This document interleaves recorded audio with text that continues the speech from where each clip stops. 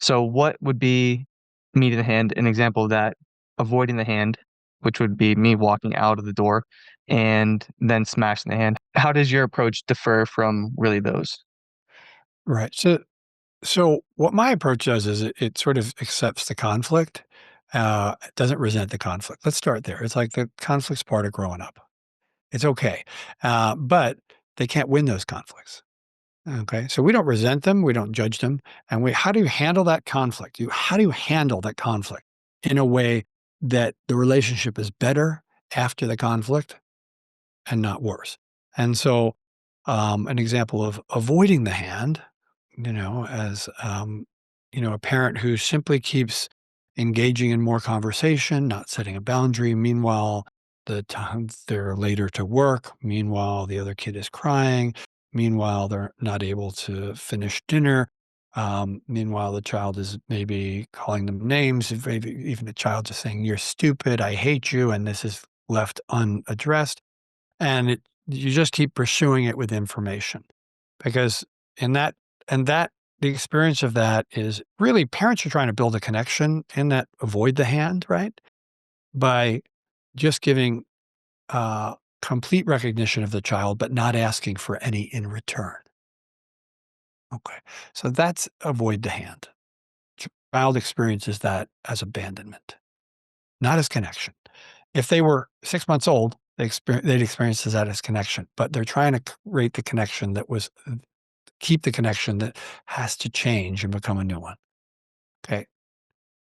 Squashing the hand is shaming, uh, big punishment. I need you to go to your room. I'm tired of this behavior. Stay there until, until you've learned your lesson. I'll come get you. I don't know how long it is. The tone of that, you have a consequence. So they're coming up against something, but you're pairing that with negation, with judgment, with isolation. Okay. So the first one negates the adult and recognizes the child. The second one recognizes the adult, negates the child. What I'm looking for is, what you're likely doing with your son now, which is like, I need you to take a break for a minute. You sit right there. You don't have to leave the room. And he argues, why? Why did, we can't talk about it till after. But when you're finished, if you want to know why, we can talk about it. But I don't want to do it. Just say why. In 5 seconds, it will become a 3-minute break instead of a 1-minute break. 5, 4. You can't make me. It's up to you. 1, 0.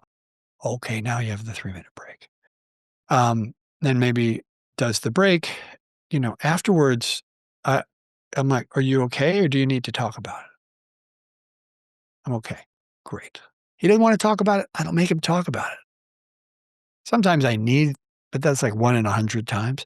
What he's just experienced is that during that process, I recognized his power. I didn't judge him. I didn't even talk about the behavior. Why didn't I talk about the behavior? Because he can figure it out. Okay. Because as soon as you start talking about it, um, it's not like you're solving a cognitive problem um, that they have. And this goes to the 3 kinds of behavior. In most cases, children can figure it out.